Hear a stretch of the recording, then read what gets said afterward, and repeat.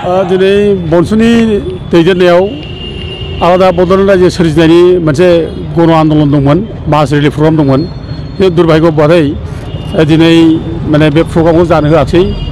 जों मिथिदोंमोन जे पारमिसनखौ होबाय होननानै दा खिन्थु पारमिसन होनायनि उनावबो बे पारमिसनखौ मानो केन्सेल खालामफिनखो बाथ्राया बेसो साननो गोनां दा जों दुखु खालामो दा जों थेवबो गभर्नमेन्टखौ जों बुंनो लुबैयो जे जोंनि गणतान्त्रिक आन्दलनखौ बे होबथानानै जे बे आन्दलनखौ जे दबथायनो हागोन बे नङा बे आन्दलना जेसेबांसिम दबथाय जागोन एसेबांसिम गोख्रोंसिन जालांगोन दा जोंनि आन्दलना दिनै दबथाय जादों होननानै जोंखौ दिनै प्रग्राम खालामनो हायाखै बे प्रग्रामा जे बेयावनो जोबगोन बे नङा आरो बेनिफ्राय गोदान गोदान प्रग्राम जालांगोन आरो गोदान गोदान मोनसे माने स्पिरिटजों मोनसे मन'बलजों आवगायबोगोन जों बेखौ बिसास खालामो आरो जायफ्रा दिनै बे प्रग्रामाव फैदों बे प्रग्रामाव फैनाय जेसेबां माने रायजो राजा दंमोन बे प्रग्रामाव फैनायाव बाहागो लानो मोनैनि थाखाय होबथाजानायनि थाखाय बयबो खुद्रिदों दुखु मोनदों रागा जोंदों आरो बे रागा जोंनानै दिनै बिसोर माने आरो बांसिननिफ्राय बांसिन माने गोख्रोंनिफ्राय गोख्रोंसिन आन्दलन खालामनांगौ होननानै बिथांमोना बुंलांदों दा आं आसा खालामो फैगौ दिनफ्राव आरोबाव जोंनि आन्दलना गोख्रोंनिफ्राय गोख्रों जालांगोन जोंनि आन्दलनखौ होबथानाय नङा बड'लेण्डआ जोंनि थैस' थांस' बड'लेण्डखौ जोंनो नांगौ बड'लेण्ड मोनाबा जा खुनु राहा गैया जों थैथांब्लाबो जेरैब्लाबो जों बे बड'लेण्डखौ सोरजिनांगोन जों बे समायखिया जोंहा दङ आरो आंहा मोनसे बिसास दङ बे गोदो बड'फा उपेन्द्र ब्रह्मआ जेरै खोथा बुंलांदोंमोन जे जोंखौ बुंदों जों बिदि लोगोमोन उपेन्द्र ब्रह्मनि जों लोगो बावग्रा लोगो आं बिनि ट्रेजारार मोनबेसमनि दा उथे बिथाङा बुंलांदों जोङो माने जेरैखिब्लाबो जोङो सासे सानै मानसिफ्राबो बर' फिसानि थाखाय जोङो आलादा बड'लेण्ड जों सोरजिनांगोन बिथाङा बुंलांदों आरो जोंखौ माने गोख्रों मोनसे स्पिरिट जों होलांगालांदों जाहाथे रायजोनि थाखाय खामानि मावलाङो आलादा बड'लेण्ड रायजोनि थाखाय जाहाथे बयबो खामानि मावो बे बाथ्राखौ बिथाङा जोंखौ बुंलांदों ओंखायनो बे स्पिरिटखौ लानानै जों दाबो दङ गोख्रोङै दङ आरो जोंखौ खुनु पुलिस मिलिटारिया बुख्रुबनानै जोंखौ सेस खालामनो हाया जोंखौ नाख्रेबनानै सेस खालामनो हाया दा जों नुदों दिनै आसाम गभर्नमेन्टआ जे जोंनि प्रग्रामखौ दिनै होबथादों बे होबथानायाव हयथ' जोंनि गेजेराव गोबां आसाम गभर्नमेन्टखौ माने थुलुंगा होग्रा दङ बादा होग्रा दङ बुंगोन हयथ' बे प्रग्रामाव जाहोन नाङा बायदिसिना खोथा बुंगोन दा जों बेखौ माने खोनासंनो नाङा जोंहा रायजो राजाफ्रा बयबो जोङो मोनसे माने थांखियाव जों सफैनांगौ जे आलादा बड'लेण्ड रायजो नङाबा जोंहा जेबो उफाय गैया जों बेखौ दिनै रायजो राजाफ्रा बे थांखियाव जों ज' जानांगौ खिन्थु मोनसे खोथाया बेनो दिनैसिम जे हाग्रा ओनसोलाव बर'फोरा बांसिन दङ सा ओनसोलाव बे हिमालय हाजोनि सेर सेर खिन्थु दिनैसिम रावबोनियावबो माने हानि खात्ता गैया बेनि बेलायाव जुदि गाबोन रायजो मोनोब्ला मा जागोन बिराद मोजां कुइसन बे बिराद गिदिर बाथ्रा आरो जों बेखौ लानानै जों बुंनांगौ बड' नेसनेल स्टुडेन्ट इउनियननिफ्राय आलादा बर' रायजो बड'लेण्डखौ दाबिनानै बेवहाय जि धरना हाबाफारि लादों बे हाबाफारियाव आंबो बाहागो लानो मोननानै गोजोननाय मोनदों मानोना आलादा हादोर दाबि आरो बेखौ सोरजिनायखौ लानानै जोंनि दुलाराय बर' फरायसा आफादा 1987निफ्राय आन्दलन खालामदोंमोन आन्दलन खालामै 93आव मोनसे सुक्ति जादोंमोन बड'लेण्ड सुक्ति खिन्थु बे सुक्तियाव बड'लेण्डखौ सोरजिनाय जायाखै बेवहाय बड'लेण्ड अट'नमास काउन्सिल मोनसे सृष्टि जादोंमोन खिन्थु बे काउन्सिला जोंखौ गोजोन होनो हायाखै आरो बेनि उनावबो जोंहा माबानि दिनाव हाग्रामानि दिनाव मोनसे सुक्ति जालांबाय बे सुक्तियाव जोंहा बिटिसि एकर्ड जादों बे बिटिसि एकर्डनि गेजेरजों माखासे पावार फांसन माखासे दाबिफोरा जाफुंदोंब्लाबो खिन्थु आलादा हादोरनि जिथु दाबि बे दाबिया जाफुङाखै बे थालांदों बेनि उनावहाय एनडिएफबि आरो बेनिफ्राय एबसुखौ लानानै बिटिआर सुक्ति जादों दाखालि 2020आव 27 जानुवारियाव दा बे जिथु सुक्ति बे सुक्तियावबो बड'लेण्ड सोरजिनाय बा बड'लेण्डनि दाबि बे दाबिखौ मानिनानै लायाखै दा बेखौ नागारनानै जिथु सुक्ति जादों बे सुक्तिया जोंनि बर'फोर बर' रायजो गासैखौबो गोजोन होनो हायाखै आरो जोंनि समस्या जानानै थादों बरन्ज जोंनि समस्या बांलांबाय थादों जोंहा निरापत्ता गैया जादों जोंनि माखासे जिबिलाक समस्या बे समस्याखौ बे एकर्डनि गेजेरजों समाधान खालामनाया असम्भब बेनिखायनो जोंनि गासैबो बर' हारिनि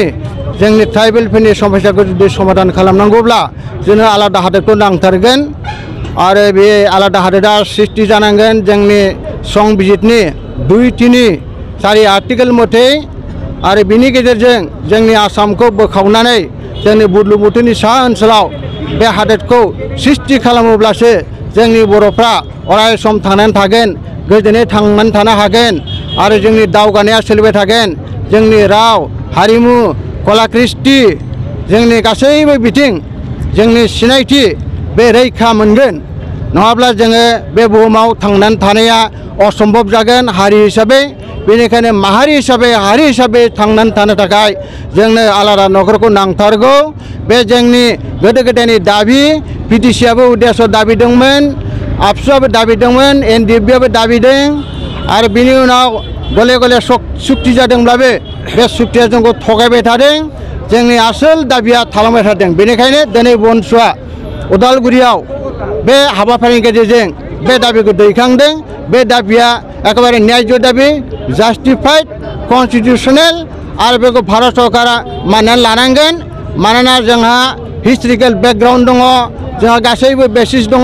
जोंहा गावहानो राव थुनलाइ हारिमु गावहानो सिनायथि आलादायै दंखायो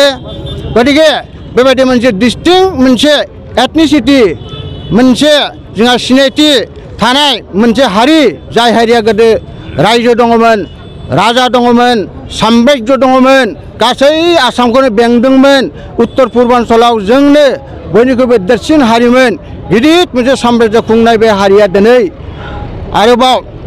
आलादा हारिनि थाखाय संग्राम खालामफिननो गोनां जानाया जोबोद दुखुनि बाथ्रा बेनिखायनो केन्द्रीय सरकारा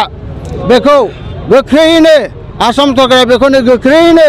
बे सेपारेट स्टेटनि दाबिखौ मदद होनानै मानिना लानानै जोंखौ अराय सम गोजोननि थाखाय जाहाथे थांनानै थानो होयो खाबु होयो जोंनि निरापत्ताखौ जाहाथे निश्चित खालामना होयो बेखौनो आंनिफ्राय आं खावलायो मोनसे खोथा दाखालिबावैसो जिहेतु 2000 दाखालि सुक्तिनि गेजेरजों जिथु एरिया एक्सटेनसननि बाथ्रा बुंदों नाथाय बे एरिया एक्सटेनसननि बाथ्राया सुक्तियाव मोजाङै रेखायै फोरमायनाय जायाखै जोङो सुक्तियाव नुनो मोनाखै जे एरिया एक्सटेनसन जागोन सनितपुर जिल्ला जागोन